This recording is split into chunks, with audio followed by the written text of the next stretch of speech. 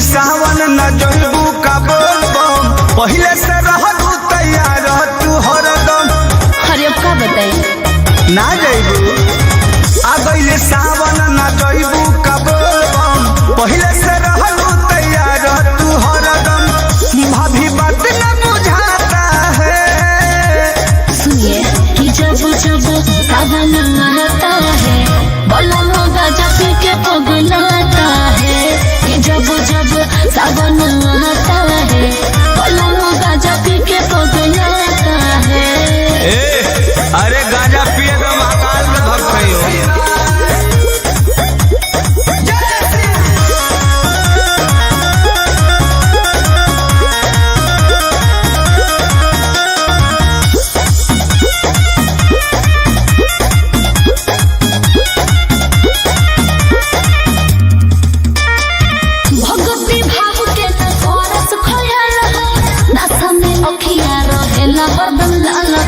अरे कितना समझाई हम आई हो दादा भोले बाबा से लगा रोज हो सोचल पूरा हो जाही तो हर सब हो बड़ी दुख दई गाथा है। सही बोले कि जब जब सावन आता है बोला मोगा जब के पगलाता है कि जब जब सावन आता है बोला मोगा जब के पगलाता है।